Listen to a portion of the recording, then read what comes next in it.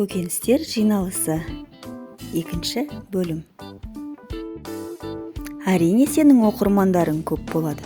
Әрбір рецепттің құрамында өз хештегің бар. Әр астың сұйық болсын, қою болсын, топ бастары өзіңсің, деді Сәбіз досын қолпаштап.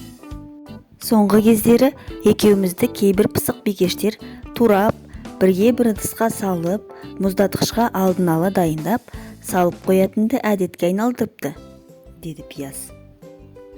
Ол әдет емес, ол лайфхак деп аталады, деді Сарымсақ кестелі қаптан секіріп түсіп. Заманы бірдің амалы бір дегендей, заманға сай амалын тауып өмір сүрдің өзі өнер. Қош келдің, Сарымсақ сері, деп алдынан құшақ жая қарсы алды Қызылша. Сарымсақты Қызылша ерекше құрметтейтін. Қосыла қалса дәм тұзы жарасып, қарапайым дастарханда көпшіліктің қалауын табатын. Сарымсақ Қызылшамен қуана арқа қағысып, көпшілікпен көтеріңкі көңілмен амандасты. Қайырлы күн, достар, пейілі кең, жүрегі дархан асыл жандар. Сіздермен қауышатын күнде жетті. Жиналысымыз бастау алайын деп қалған шығар, деді Сарымсақ. Сәлеметсің бе, Сарымсақ сері? Қазанда сорпа қайнаулы, еді деп сөге жақын. Мен бірінші болып бара берейін, деп жауап қатты Орамжапырақ. Ал қызанақ болса, осы жолы тағы да кешігіп келетін шығар. Нағыз қазақ сен емес, нағыз қазақ сол қызанақ шығар, деді Қызылша, әдетінше Пиязға қарап тырқылдап.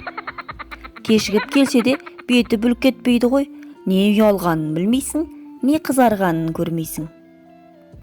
Қалайсыңдар, бақшаластар? Мені ұзақ күтіп қалдыңдар ма? Туралып болсаңдар, майға бір қуырып алайық та, деді асығыс келіп, демін жиып қызанақ.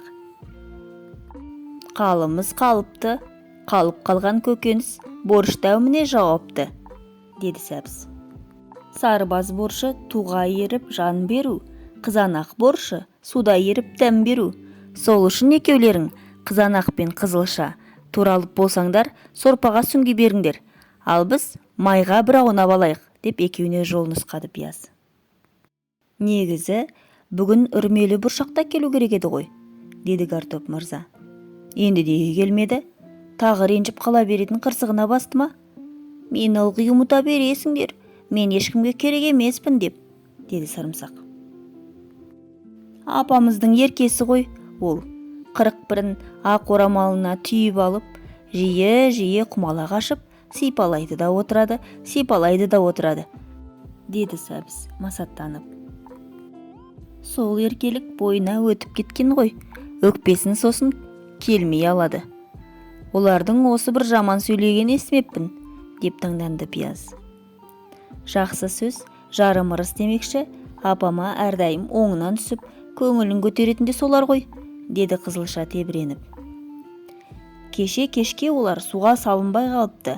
Суға қанбаған үрмелі бұршақтар борышқа түссе ренішін тістерден алатын көрінеді, деді Пияз мысқылдап. Екінші бөлімнің соңы.